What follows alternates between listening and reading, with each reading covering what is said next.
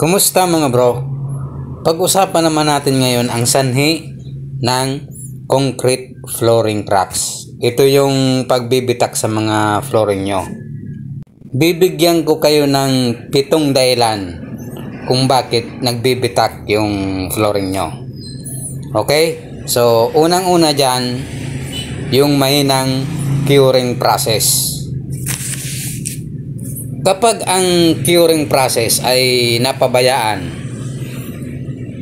posibleng mawala ang moisture na kailangan para sa tamang pagtigas nito na pwedeng magresulta sa pagbitak. Halimbawa dyan yung mabilis na natuyo ang konkreto. Sa number 2 natin, yung thermal expansion and contraction. Ang konkreto kasi ay nag-i-expand yan pagka mainit ang panahon. Ngunit lumiliit naman ito pagka malamig ang panahon.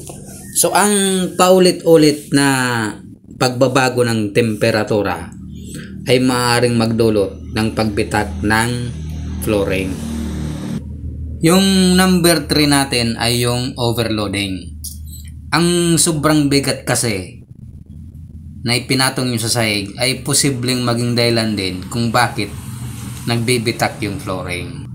So yan po yung number 3 natin. Ang number 4 natin ay yung maling concrete mix.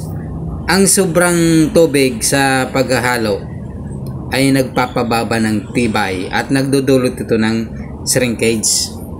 Habang ang maling proporsyon o yung ratio ng semento, buhangin at graba ay maaaring magdulot ng kahinaan. So yun ang magiging dahilan para magbitak yung flooring. So sa number 5, yung settling of subgrade. Kapag ang lupa o base layer sa ilalim ng sahig nyo ay hindi pantay o nagsettle, nagdudulot ito ng uneven stress. At ito yung magiging dahilan para magbitak yung flooring mo. Yung pang-anim natin ay yung reinforcement corrosion. Kapag may bakal sa loob ng sahig at ito ay kinalawang dahil na-expose, yan yung pagsisimula ng pagbitak.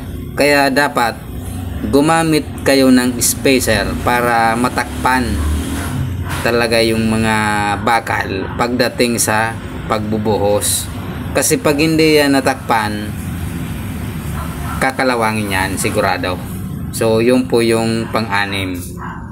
Itong panguli natin at pampito ay yung kakulangan ng control joints. Ang paglalagay ng control joints ay tumutulong na i-guide ang pagbibitak sa tamang direksyon. Kung wala nito ay maaring kumalat ang pagbibitak. Kadalasan ang aplikasyon na ito ay makikita natin sa mga kalsada at doon sa mga malalawak na concrete pavement. So yan lang po yung 7 dahilan kung kaya't nagka-crack ang inyong concrete flooring.